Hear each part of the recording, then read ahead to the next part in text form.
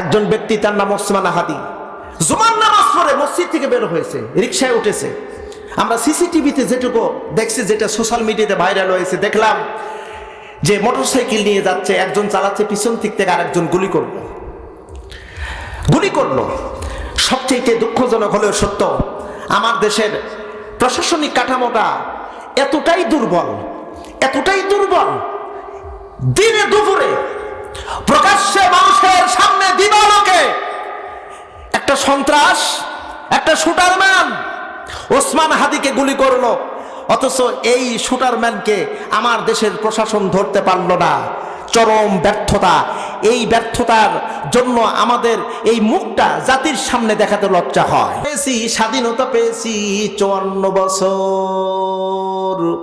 আমার দেশের একজন নেতা, নাম বললে অনেকেই চিনবেন, ওই নেতা বলেছিল সৌদি পায় স্বর্ণের খনি, দুবাই পায় কয়লার খনি, অমুক পায় গ্যাসের খনি, আমি পাইছি চোরের খনি।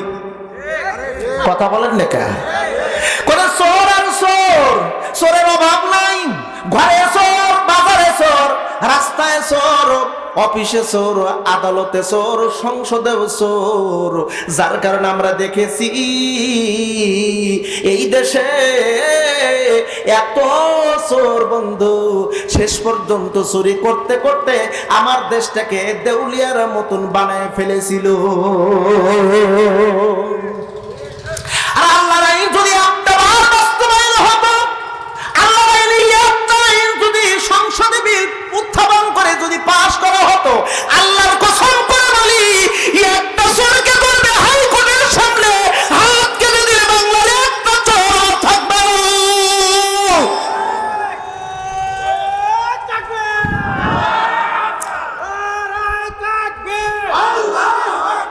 কুরআন হাদিস যেখানে, আলেমুল আমা যেখানে,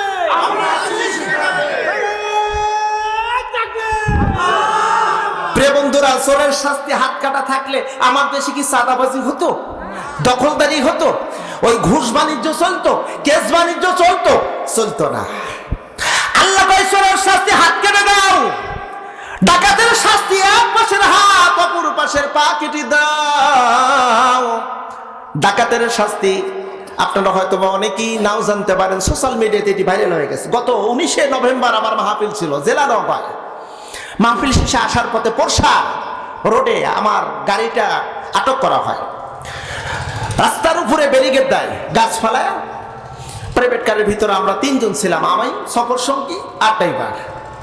সরাসরি গলার উপরে ছড়ি, কোনো কথা নাই। ডাকাত ধরেছে, আমার সফর সঙ্গীকে পেটে ঠেস দিয়েছে।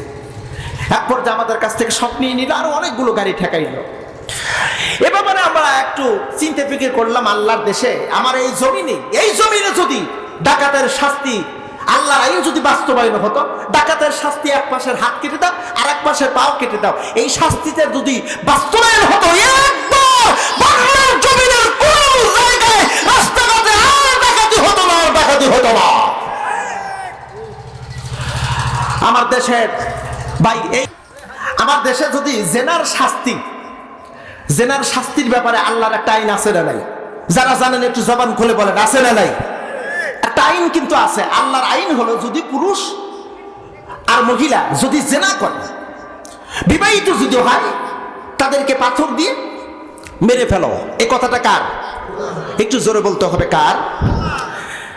আর যদি অবিবাহিত হয়, তাহলে 100 বেত্রাঘাত করো। 100 বেত্রাঘাত করো। অবিবাহিত যদি হয় 100 বেত্রাঘাত করো। তাহলে আল্লাহর আইনের মধ্যে ফায়দা কি একটু খেয়াল করে দেখো। আমরা দেখি প্রতিদিন পত্রিকা খুললেই, এখন তো পত্রিকা আর মানুষ পড়ে না, এখন সোশ্যাল মিডিয়াতে দেখলেই, খুললেই সকালবেলায় দেখা যায় যে ওই একটা কিশোরী ধর্ষিতা হয়েছে। 5 জন, 10 জন, 15 জন, 20 জন একজন কিশোরীকে ধর্ষণ করে মেরে ফেলেছে। এরকম ঘটনা আমরা দেখেছি কিনা? কথা বলতে হবে। আমরা দেখেছি অসংখ্য নারী ঘর থেকে বের হয়েছে, কিন্তু ইজ্জত দিয়ে বাড়িতে আসতে পারে নাই। পরের দিন তার লাশ পাওয়া গেছে ড্রেনের ভিতরে, নদীর ভিতরে, খাল বিলে, এখানে সেখানে। এই যে 5ই আগস্টের পরে কম কিন্তু ধর্ষণ হয় নাই, অনেক ধর্ষণ হয়েছে, অনেক মা বোনেরা লাঞ্ছিত হয়েছে, ইজ্জত হারা হয়েছে। যদি একটা বার যদি কোরআনের শাসন এই আইনটা জেনার শাস্তি রজন করে দেওয়া, 100 বার আঘাত করা, একটা বার পার্লামেন্টে যদি পাস হয়, 8 বছরের কোনো শিশু আর ধর্ষিত হবে না। কোন নারী তার ইজ্জত দিয়ে ঘর থেকে বের হবে, ইজ্জত নিয়েই ঢুকবে। ওই ইজ্জতের দিকে কোনো পুরুষ, কোন সন্ত্রাস নামের কুলাঙ্গাররা বাঁকা চোখে তাকাতে পারবে না। কথা বলেন ঠিক কিনা? আল্লাহর আর একটা আইন আছে, কুতিবা আলাইকুমুল কিসাস, আছে না হুজুর? কুতিবা আলাইকুমুল কিসাস, কিসাস মানে কিসাস, এটি একটি আল্লাহর আইন। হত্যার পরিবর্তে হত্যা, হত্যার পরিবর্তে, জোরে বলতে, হত্যার পরিবর্তে কি? হত্যা।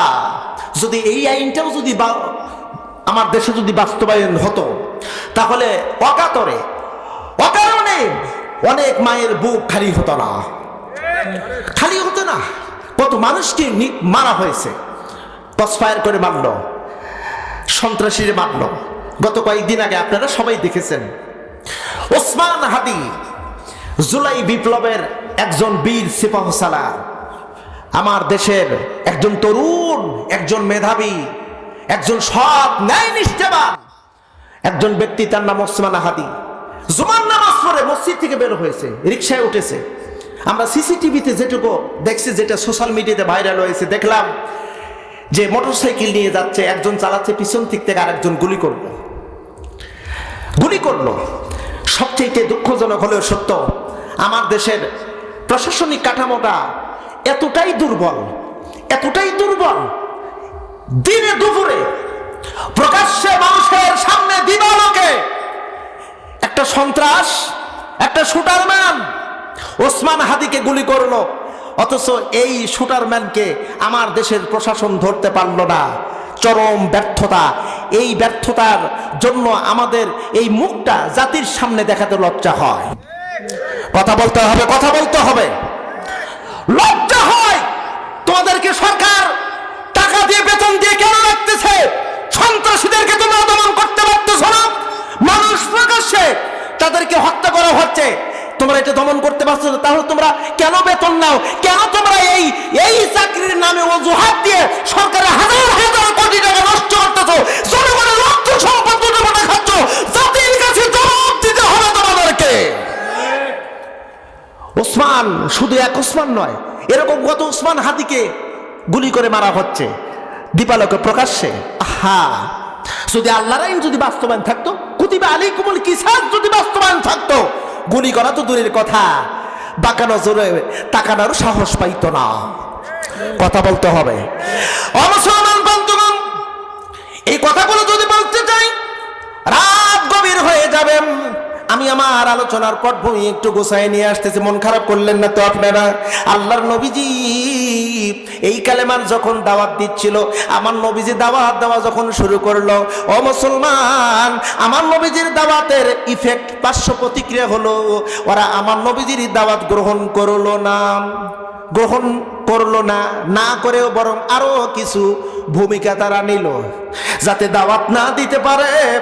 দাওয়াত বন্ধ করার বিভিন্ন কৌশল অবলম্বন করলো।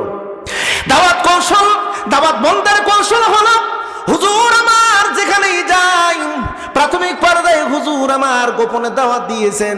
পরবর্তী হযরত ওমর রাদিয়াল্লাহু তাআলা আনহু কালেমা পড়ে মুসলমান হওয়ার পর এবার প্রকাশ্যে রাসূল দাওয়াত দেওয়া শুরু করলেন। দাওয়াত দেওয়া যখন শুরু হয়ে গেল, আমার নবীজির দাওয়াত বন্ধ করা হচ্ছিল। রাসূলকে নির্যাতন করা হয়েছে বিভিন্নভাবে, যেটা আপনারা সবার জানা। হুজুর নামাজে দাঁড়াইছে, পিছন দিক দিয়া আল্লাহর নবীজির গলার মধ্যে চাদর পেঁচায়া ধরেছে, যেন মেরে ফেলবে।